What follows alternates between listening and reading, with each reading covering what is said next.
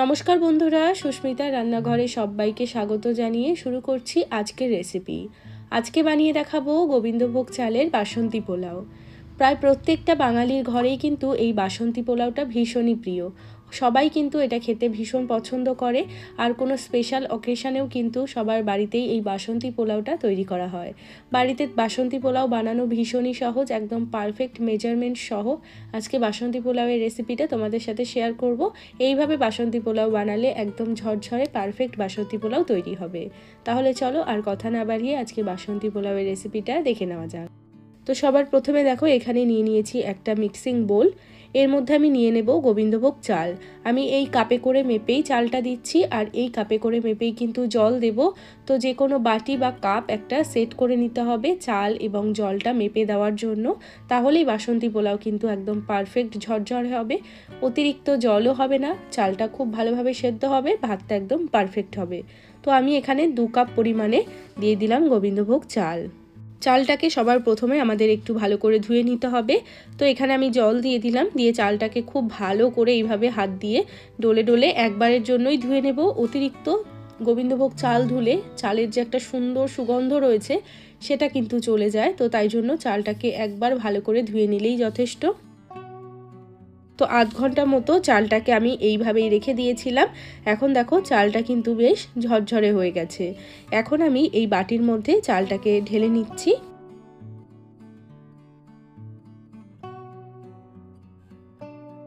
এবার এই চালের মধ্যে দিয়ে দেব বেশ অনেকটা পরিমাণে ঘি।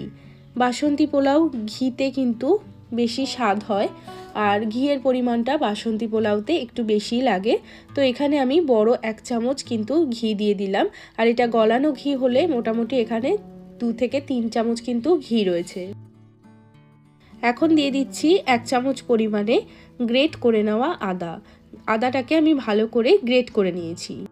দিয়ে দিচ্ছি 1/2 চামচ পরিমাণ গরম মশলার গুঁড়ো, আর বাসন্তী পোলাওয়ের কালারটা আনার জন্য আমি এখানে দিয়ে দিচ্ছি 1/2 চামচ পরিমাণে হলুদ গুঁড়ো।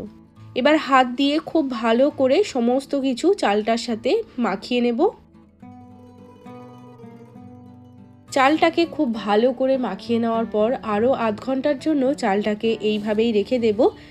এতে করে চালের মধ্যে সমস্ত ফ্লেভারগুলো খুব সুন্দরভাবে ঢুকে যাবে, আর বাসন্তী পোলাওটা খেতে কিন্তু অত্যন্ত সুস্বাদু হবে। অবশ্যই করে কিন্তু চালটাকে এইভাবে মাখিয়ে ঢাকা দিয়ে আধ ঘন্টার জন্য হলেও রেখে দিতে হবে। আধ ঘন্টা পর এখন আমি রান্নাটা শুরু করব। তো একটা কড়াইয়ের মধ্যে আমি দিয়ে দিচ্ছি ঘি। ঘিয়ের পরিমাণটা তোমরা এখন ইচ্ছে মতো বাড়িয়ে কমিয়ে দিতে পারো। এখন আমি এখানে 2 চামচ ঘি দিয়ে দিলাম। ঘিটা ভালো করে গলে গেছে। এখন দিয়ে দিচ্ছি 2টো তেজপাতা, দিয়ে দিচ্ছি 2-3 টুকরো দারচিনি, 4-5টা দিয়ে দিলাম ফাটানো এলাচ, দিয়ে দিচ্ছি 3-4টে মতো লবঙ্গ। এবার ফোড়নটাকে খুব ভালো করে একটু ভেজে নেব।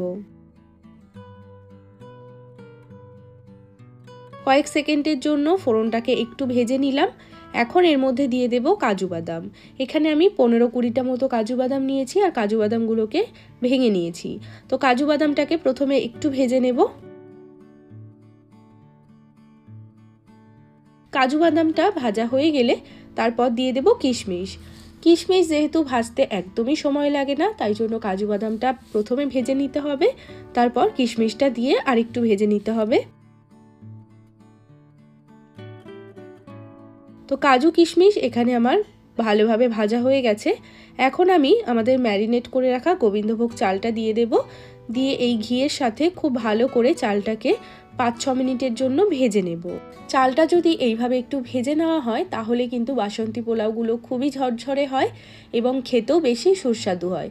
তাই জন্য বাসন্তী পোলাও রান্না করার সময় চালটাকে অবশ্যই একটু ভেজে নিতে হবে। তো 5-6 মিনিট মতো চালটাকে আমি ভেজে নিয়েছি। এখন এর মধ্যে আমাদের দিয়ে দিতে হবে জল। তবে জলের পরিমাণটা খুব পারফেক্টভাবে দিতে হবে, যাতে খুব বেশি জল না হয়ে যায়। বেশি জল হয়ে গেলে কিন্তু বাসন্তী পোলাও একদম ঝরঝরে হবে না, কম জল হলে কিন্তু আবার বাসন্তী পোলাওটা ভালোভাবে সেদ্ধ হবে না। তো তাই জন্য জলের পরিমাণটা একদম পারফেক্ট দিতে হবে।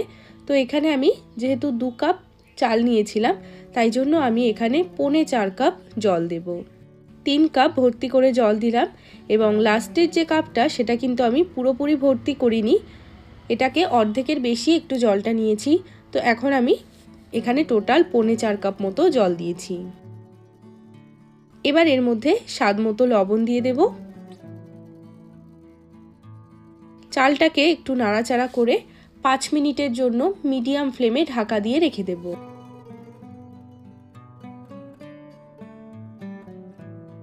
5 মিনিট পর এবার আমি ঢাকাটা সরিয়ে নিচ্ছি।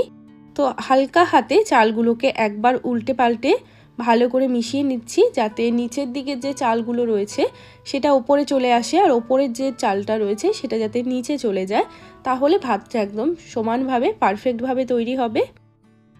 এবার দেখো এখান থেকে একটা ভাত নিয়ে এইভাবে হাতে করে একটু প্রেস করে দেখতে হবে, ভাতটা যদি এরকম মোটামুটি সেদ্ধ হয়ে যায়, মানে 80% মতো সেদ্ধ হয়ে যায়, তারপরে কিন্তু এর মধ্যে চিনিটা অ্যাড করতে হবে। তো এখানে আমাদের ভাতটা কিন্তু 80% সেদ্ধ হয়ে গেছে। এখন এর মধ্যে আমি অ্যাড করে দেব চিনি। বাসন্তী পোলাও একটু মিষ্টি মিষ্টিই খেতে ভালো লাগে, তবে তোমরা তোমাদের ইচ্ছে মতো চিনির পরিমাণটা বাড়িয়ে কমিয়ে দিতে পারো। চিনিটা দেওয়ার সাথে আমি দিয়ে দিচ্ছি কয়েকটা কাঁচা লঙ্কা। খুব ভালো করে চিনিটাকে চালের সাথে মিশিয়ে নেব। আবারও ঢাকা লাগিয়ে 5 মিনিটের জন্য মিডিয়াম ফ্লেমে রেখে দেব। 5 মিনিট পর এবার আমি ঢাকাটা সরিয়ে নিচ্ছি। এবার খুব হালকা হাতে একবার পোলাওটাকে নাড়াচাড়া করে মিশিয়ে নেব। খুব বেশি নাড়াচাড়া করতে গেলে ভাতগুলো ভেঙে যেতে পারে, একদম হালকা হাতে একটু নাড়াচাড়া করে নিলেই কিন্তু তৈরি। এখন আমি গ্যাসটাকে অফ করে এটাকে ঢাকা দিয়ে 2 মিনিটের জন্য এইভাবেই রেখে দেব। তো 2 মিনিট পর এবার আমাদের পোলাওগুলোকে সার্ভ করতে হবে। তো দেখো কত সহজেই বাসন্তী পোলাও বাড়িতে তৈরি হয়ে যায়, আর একদম পারফেক্ট ঝরঝরে বাসন্তী পোলাও কিন্তু তোমরা খুব সহজেই বাড়িতে বানাতে পারবে যদি এই রেসিপিটা ফলো করে তোমরা বাড়িতে বানাও। আর এই বাসন্তী পোলাওয়ের সাথে চিকেন কষা, মাটন কষা, এছাড়াও আলুর দম, পনির সব কিছুই কিন্তু দুর্দান্ত লাগে খেতে। তো এইভাবে বাসন্তী পোলাও তোমরা অবশ্যই বাড়িতে ট্রাই করে দেখো, একদম পারফেক্ট বাসন্তী পোলাও কিন্তু খুব সহজেই তৈরি হয়ে যাবে। তো আজকের রেসিপিটা কেমন লাগলো সেটা অবশ্যই একটা লাইক বা কমেন্ট করে আমাকে জানাতে ভুলো না। চ্যানেলটিকে সাবস্ক্রাইব করে না থাকলে চ্যানেলটিকে সাবস্ক্রাইব করে নেওয়ার অনুরোধ রইল। সবাই ভালো থাকবে, সুস্থ থাকবে। আমি আবারও চলে আসবো অন্য কোনো রেসিপির সাথে। আজ এ পর্যন্তই, টাটা।